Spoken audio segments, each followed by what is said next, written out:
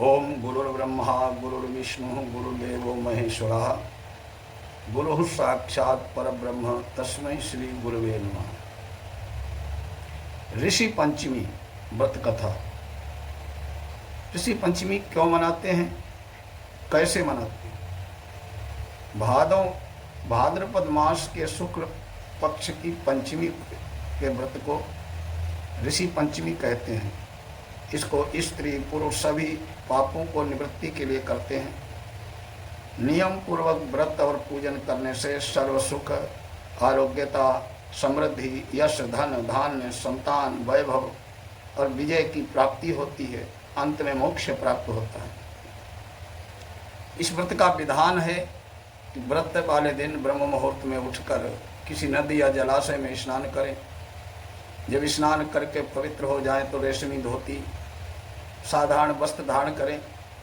मन में व्रत का निश्चय करके आंगन में वेदी बनाकर शुद्ध मन से पंचामृत तैयार करें। तब अरुंधति सहित सप्त ऋषियों को उस पंचामृत से स्नान कराएं। कपूर आदि की गंध दें, फूल चढ़ाएं।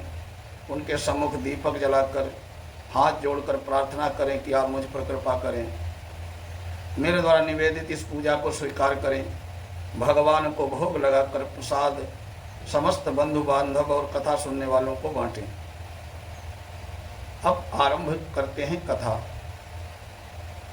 ओम गुरुर्ब्रह्मा गुरुर्विष्णु गुरुदेवो महेश्वरः गुरुः साक्षात् परब्रह्म तस्मै श्री गुरुवे नमः। एक समय राजा सिताश्व धर्म का अर्थ जानने की इच्छा से ब्रह्मा के समीप गए। उनके चरणों में शीश नवाकर बोले कि हे आदिदेव, आप समस्त धर्मों के प्रवर्तक, गूढ़ धर्मों के जानने वाले हो।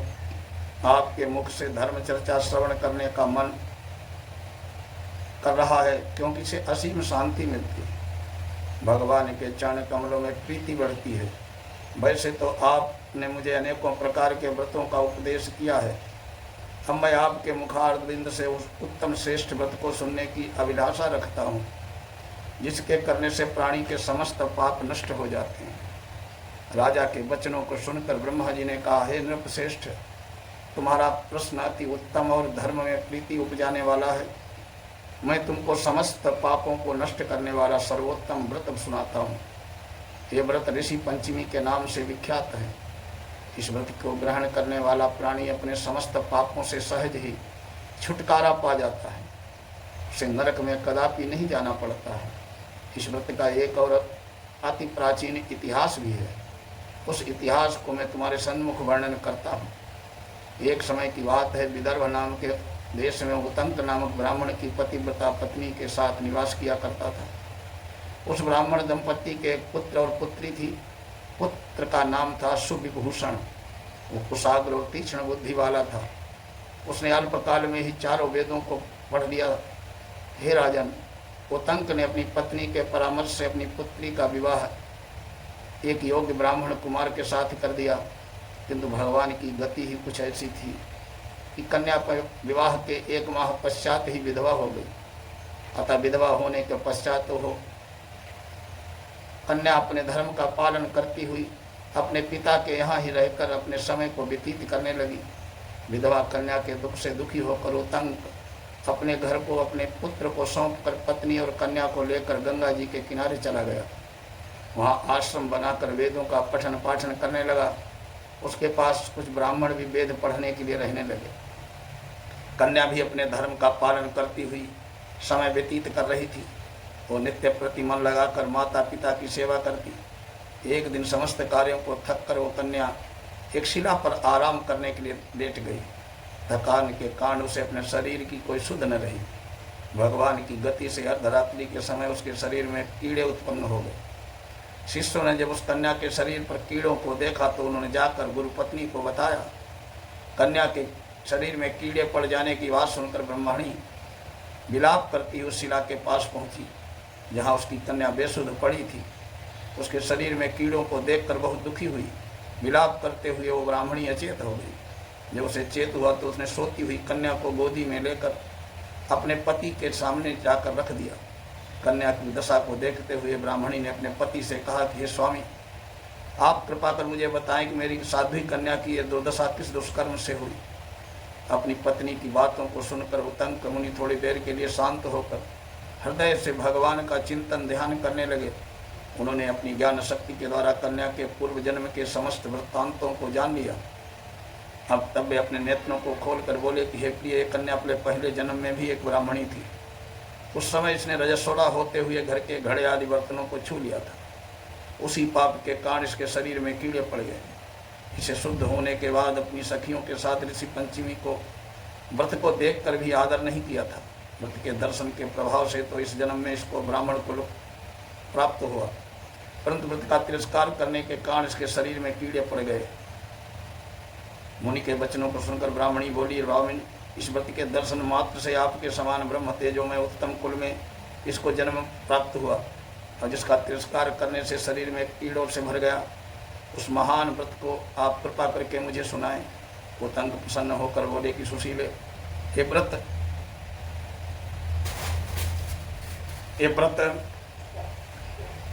समस्त व्रतों में उत्तम है। इसके प्रभाव से समस्त पाप नष्ट हो जाते हैं। इस व्रत को धारण करने वाला निश्चय ही भौतिक और दैविक भौतिक तीनों प्रकार के कष्टों से छूट जाता है। व्रत को धारण करने से स्त्रियां सौभाग्य प्राप्त करती हैं। ये महान व्रत भादव मास में शुक्ल पक्ष की पंचमी को होता है। इस व्रत के प्रभाव से अपने पूर्व जन्म का स्मरण रहता है। बोलिए लक्ष्मी नारायण भगवान की जय।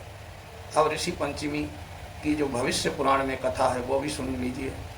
युधिष्ठिर ने प्रश्न किया कि हे देवेश, आपके श्रीमुख से अनेकों व्रतों को श्रवण किया है, अब आप कृपा करके पापों को नष्ट करने वाला कोई व्रत बताएं। राजा के वचनों को सुनकर श्री कृष्ण बोले कि राजेंद्र, अब मैं तुमको ऋषि पंचमी का व्रत सुनाता हूँ, जिसको धारण करने से स्त्री समस्त पापों से छुटकारा पा लेती है।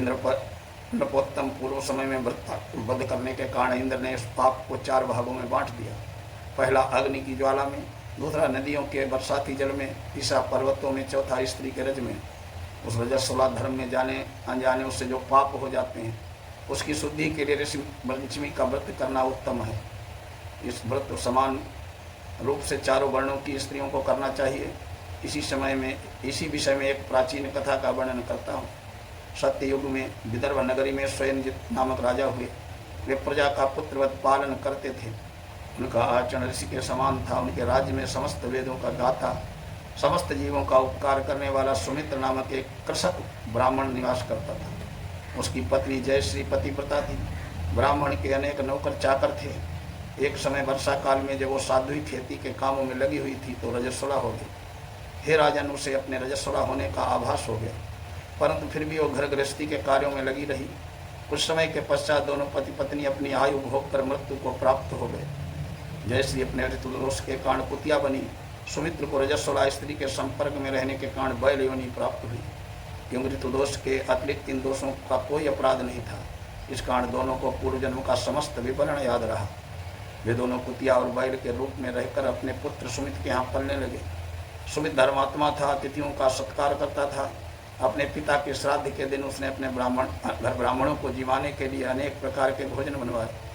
उसकी पत्नी किसी काम से बाहर गई हुई थी। एक सर्प ने आकर रसोई में बर्तन में विष उड़ेल दिया।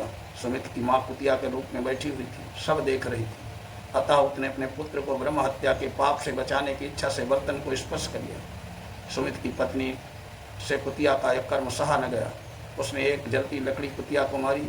वो प्रतिदिन रसोई में जो जूठन आदि शेष रहती थी उसे कुतिया के सामने डाल दिया करती थी, किंतु उस दिन वो क्रोध के कारण उसने वो भी नहीं दी।